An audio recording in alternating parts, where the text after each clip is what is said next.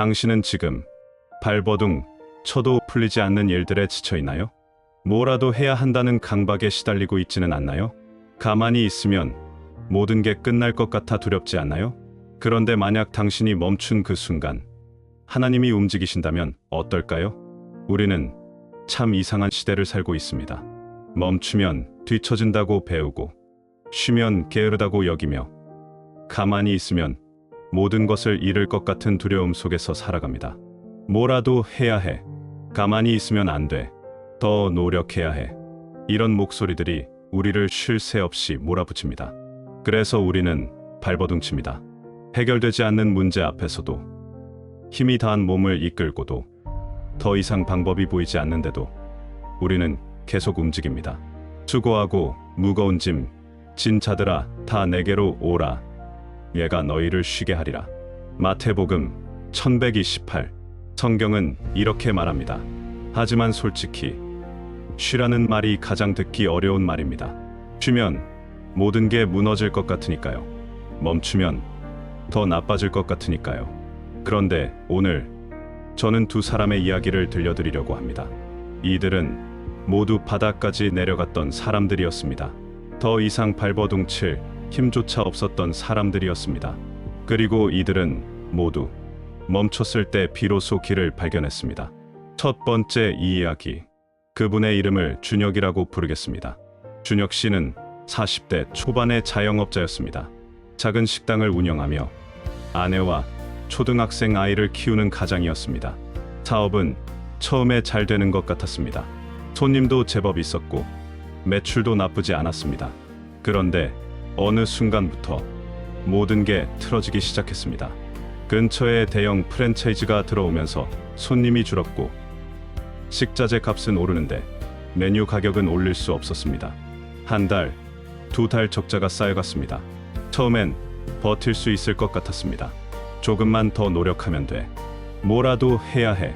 준혁 씨는 새벽 5시에 일어나 밤 12시까지 일했습니다. 배달 앱도 시작하고 메뉴도 바꿔보고 광고도 해봤습니다. 하지만 상황은 나아지지 않았습니다. 오히려 더 나빠졌습니다. 빚이 늘어났습니다. 은행 대출, 카드 대금, 지인에게 빌린 돈 하나씩 갚으려고 하면 다른 곳에서 새로운 빚이 생겼습니다. 준혁 씨는 점점 무너져갔습니다.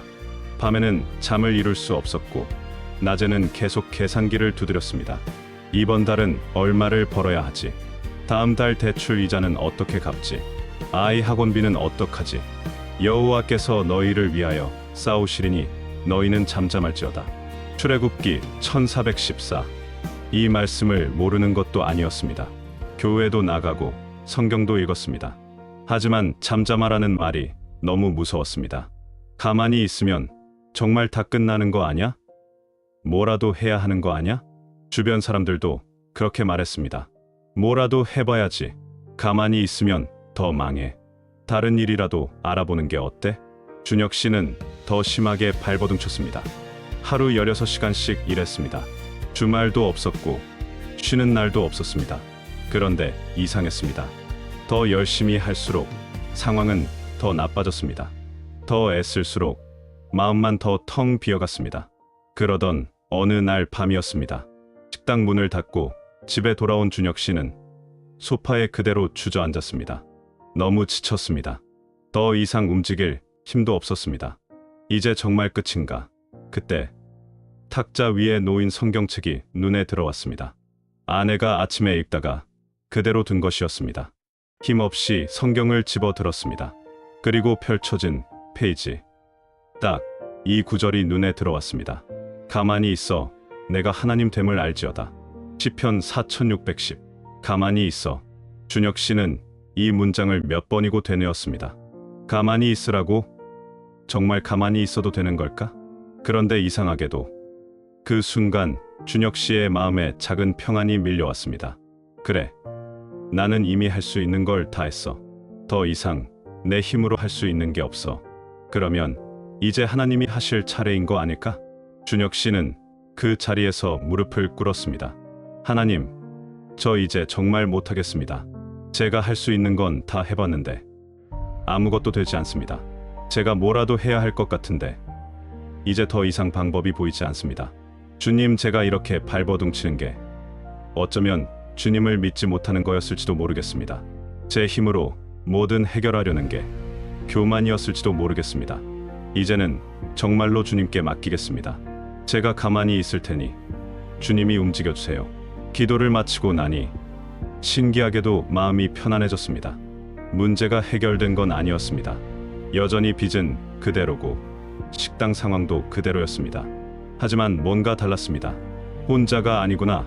주님이 함께 하시는구나. 그런 느낌이 들었습니다. 너희는 돌이켜 조용히 있어야 구원을 얻을 것이요. 이사야 3:15. 준혁 씨는 그날부터 새로운 결심을 했습니다. 더 이상 억지로 애쓰지 않기로. 자신이 할 수 있는 최선은 다하되 결과는 하나님께 맡기기로. 식당 일은 평소대로 했지만 밤마다 새로운 방법을 찾느라 뒤척이지 않았습니다. 대신 기도하고 말씀을 읽으며 마음을 잡았습니다. 내 영혼아 잠잠히 하나님만 바라라. 물은 나의 소망이 그로부터 나오는도다. 시편 625. 처음 며칠은 불안했습니다. 이렇게 가만히 있어도 되나? 뭐라도 더 해야 하는 거 아냐? 하지만 일주일, 2주일이 지나면서 준혁 씨의 마음은 점점 평안해졌습니다. 조급함이 사라지니 생각이 맑아졌습니다. 생각이 맑아지니 작은 것들이 보이기 시작했습니다.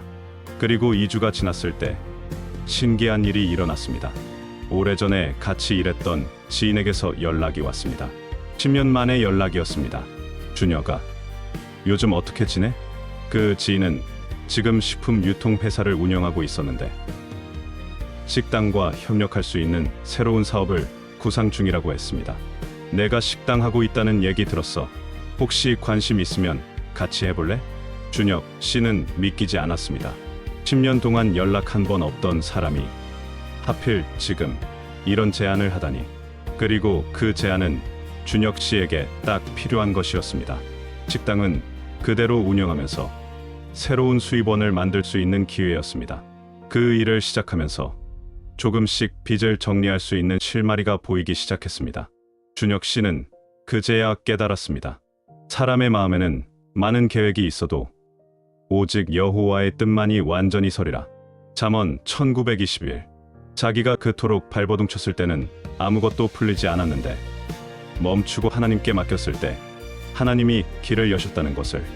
그 길은 준혁 씨가 생각했던 방법이 아니었습니다. 준혁 씨가 계획했던 해결책도 아니었습니다. 하지만 그것은 분명 하나님이 예비하신 길이었습니다. 준혁 씨는 이제 매일 아침 이렇게 기도합니다.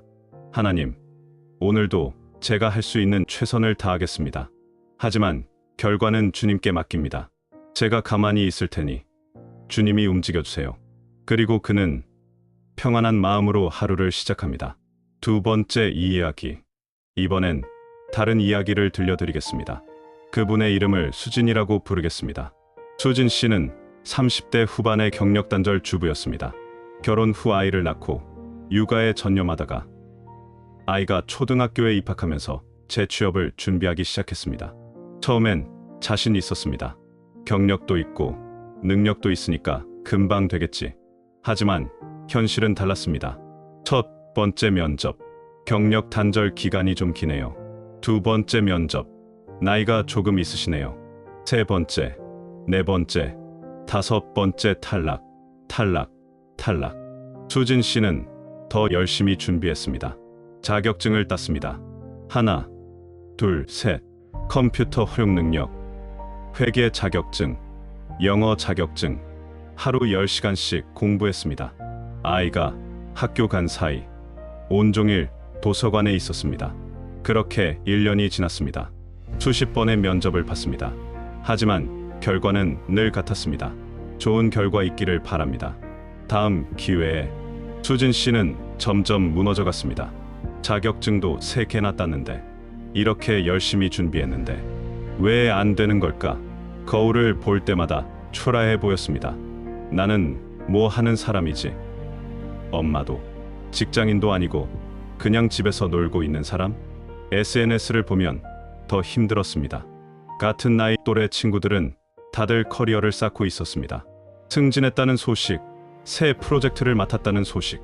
나만 뒤처지는 건가? 나만 아무것도 못하는 건가? 수진 씨는 자신이 너무 초라하게 느껴졌습니다. 그러던 어느 수요일 저녁이었습니다. 수진 씨는 오랜만에 교회 수요 예배에 갔습니다. 요즘은 교회도 잘 안 나갔습니다. 취업 준비 때문에 바쁘기도 했고 마음이 너무 무거워서 사람들 만나기도 싫었습니다. 그런데 그날 목사님의 설교 말씀이 수진 씨의 귀에 꽂혔습니다. 너희는 가만히 있어. 내가 하나님 됨을 알지어다. 출애굽기 1414. 가만히 있으라. 그 말씀이 계속 머릿속을 맴돌았습니다. 예배가 끝나고 집으로 돌아오는 길, 수진 씨는 문득 생각했습니다. 나는 그동안 정말 가만히 있어 본 적이 없구나. 항상 뭔가를 했습니다. 자격증을 따고 이력서를 쓰고 면접을 보고 쉬는 날도 없이 계속 움직였습니다. 뭐라도 해야 해.